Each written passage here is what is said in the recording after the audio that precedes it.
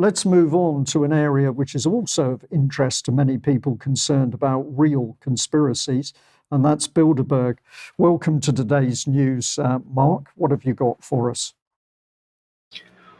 Well, the main thing, gentlemen, is that we pretty much know where Bilderberg's going to happen, and we got a pretty good jump on it. Normally, as we know, bilderbergmeetings.org, their official website, they don't want to release the information where and when until almost the last minute because they don't want conspiracy theorists, quote unquote, journalists hanging around, much less the so-called legacy media. But what we have here in this first slide is that Nya Tider, which is Swedish, that Swedish media outlet, had some communication with the government, and they evidently found out that Bilderberg will take place in Madrid, Spain, the 30th of May through June 2nd. So a pretty good jump compared to what Bilderberg meetings would be willing to do. Also shown in this slide, that first slide was the Nordic Times, also in Scandinavia. And moving on from there, the first American website to pick it up, American Free Press, Bilderberg, 2024 found in Spain. And there's a picture of the hotel. And it's the Eurostar Hotel, the Eurostar Hotel as it's known. Moving on from there,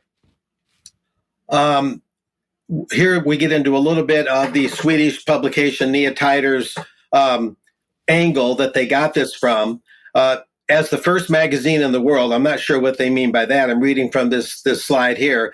Nya Tider discloses where and when 2024's Bilderberg meeting will take place. This publication has been in contact with the Swedish government office and invoked Sweden's constitutionally protected principle of public access to official records. That's doing better than the American government could ever do, and probably UK's as well, in order to be able to obtain documents regarding for this. Let's not go too fast on the one slide to another. Anyway, there's been correspondence, and Nya Tider was in touch with a secretary to a EU minister named Angela. Thanks for the call earlier. As I mentioned, it concerns the minister's availability to attend the Bilderberg meetings in Madrid on May 30 until June 2nd, et cetera, et cetera. Moving on from there. Anyway, the invitation to Bilderberg came from Sarah Nyman at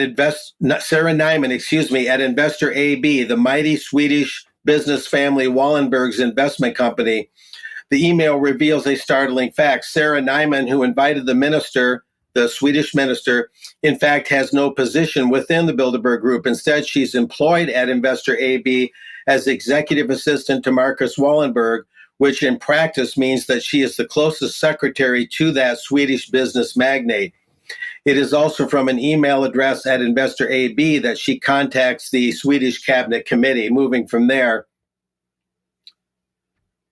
here's a little bit about Mr. Wallenberg himself, vice chairman at Investor AB, the Wallenberg Spheres investment company through which it owns large shares and thus gains decisive influence in large Swedish and international companies. For example, Investor AB is the largest shareholder in the bank SEB, where Marcus Wallenberg is chairman of the board of directors.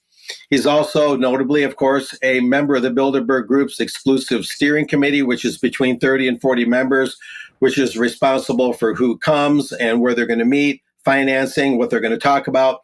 The fact that his secretary, Wallenberg's secretary, is now inviting the EU minister indicates that it's Mr. Wallenberg who's really in charge of which Swedish ministers come. That's the Nya Tider's outlook or opinion on what's happening. In her reply to Sarah Nyman, the secretary at the Swedish government's cabinet committee, Angela Kennedy, responds that the EU minister Roswell will not be able to participate. Which ministers will participate is thus still unknown to the public in terms of Swedish ministers. Anyway, the Bilderberg Group's well-known strategy, as I mentioned earlier, is to wait until the very end to make the meeting and its participants public, with the aim of making media scrutiny more difficult. Information before or after the meeting is also not made public by any governments, claiming that whoever attends the meetings does so as a private person. That ties into the Chatham House rule. We'll go from there. Nya Tider was the only Swedish newspaper, they're claiming, to reveal, and this is interesting, that the government's NATO negotiator, Sweden's NATO negotiator, Oscar Stenstrom, attended the Bilderberg meeting last year in Lisbon, Portugal. And here's the notable part. His presence was secret. He was not on the official list of participants, guys. Shortly after the meeting, he resigned from his position, we're told, at the Swedish government office and was instead then employed by Marcus Wallenberg himself. So this is one example, guys, that we've heard of over the years. When I would cover Bilderberg with Jim Tucker at AFP in years past, that there were always assumed to be people there that were not on the official list released by the official website, bilderbergmeetings.org. And that's one example. There have been others. In this last slide, we have kind of an interesting twist, and that is at Wikispooks, there is, we'll call it a conspiracy theory. I'm being a little bit tongue-in-cheek here.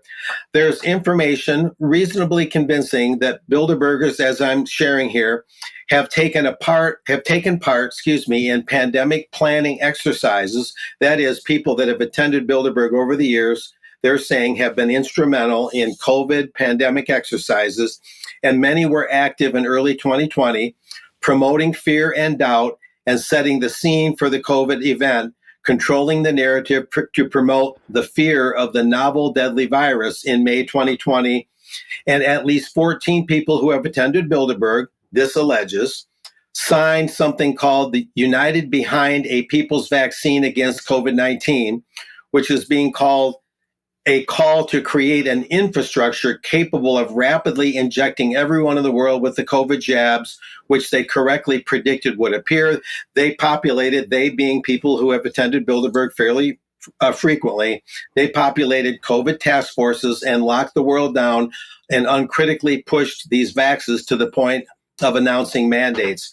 So that Wikispooks link, which I shared, viewers can look at that later and decide for themselves. But it's a very intriguing and compelling post there at Wikispooks, and it's a lot of food for thought. But anyway, there's more to share on the other Bilderberg later in the show that's very intriguing.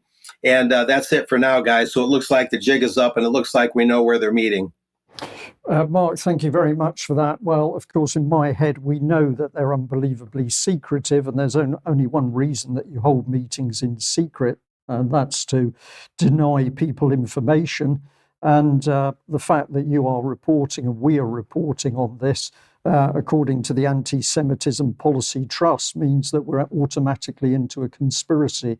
No, we want the truth about what's actually happening inside these meetings. So we'll continue to ask questions. Thank you very much for the report.